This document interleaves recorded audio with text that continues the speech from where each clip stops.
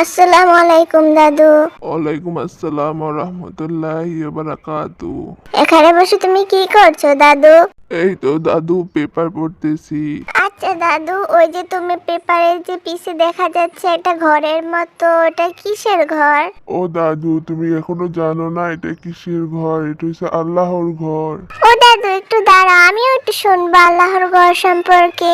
এখনই বলো না দাদু, আমি আসতেছি, তারপর বলো। আচ্ছা শোনো তাহলে। কাবা শরীফ হচ্ছে আল্লাহর ঘর, যা মক্কা শহরে অবস্থিত। এর মসজিদ আল হারামের মধ্যে অবস্থিত।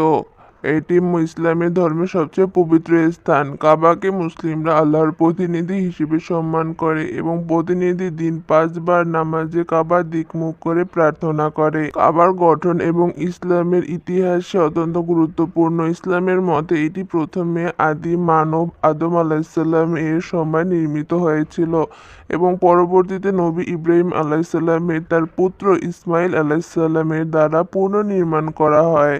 কাবা হলো সেই স্থান যেখানে মুসলিমরা হজ পালন করতে যায় এবং সেখানে তাওয়াফ কাবা। কাবা শরীফের চারপাশে সাদা পাথরের নির্মাণ, সিল্ক ও সোনালী কবা গিলাফ দ্বারা আবৃত থাকে, যা প্রতি বছর নতুনভাবে পরিবর্তিত হয়। দাদু, কাবা ঘর কোথায় অবস্থিত?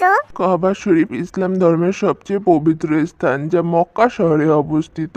এটি মসজিদ আল হারামের কেন্দ্রে অবস্থিত এবং পুরো মসজিদ উম্মাহর জন্য একটি অত্যন্ত সম্মানিত স্থান। কাবা হলো ইসলামের কিবলা, অর্থাৎ মুসলিমরা যখন নামাজ সালাত পড়েন তখন তাদের মুখ কাবার দিকে থাকতে হয়। আবার ইতিহাসগুলো আমাদের সাথে বলো দাদু। কাবা একটি সাদা কাঠের ঘরের মতো, যার প্রতিটি পাশে প্রায় 12 মিটার দীর্ঘ। এর ছাদটি উপরে একটি গম্বুজের মতো।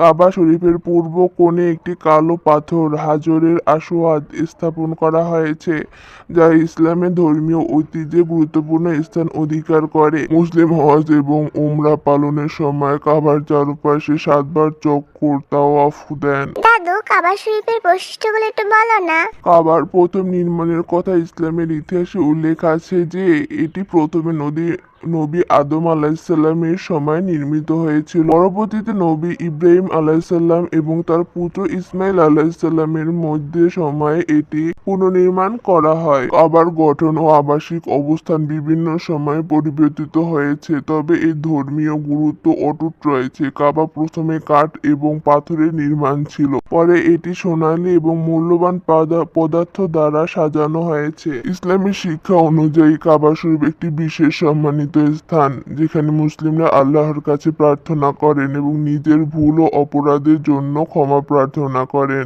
এবং তওবা এবং আত্মসমীক্ষা করেন। দাদু, আমি আল্লাহর ঘর দেখতে যাব দাদু। হ্যাঁ দাদু, বড় হও, তুমিও যাবে আল্লাহর ঘর দেখতে। এখানে বসে কি কথা হচ্ছে দাদা নাতিরা মিলে? মাম্মি, আল্লাহর ঘর সম্পর্কে জানলাম আমরা, খুবই ভালো লাগলো শুনে। তা তো অনেক ভালো কথা। আসো সবাই এখন একসাথে খেতে আসো। আসসালামু আলাইকুম এভরিওয়ান। এরকম সুন্দর সুন্দর ইসলামিক ভিডিও পেতে আমার চ্যানেলটা প্লিজ সাবস্ক্রাইব করবেন এবং লাইক কমেন্ট করতে ভুলবেন না। আল্লাহ হাফেজ।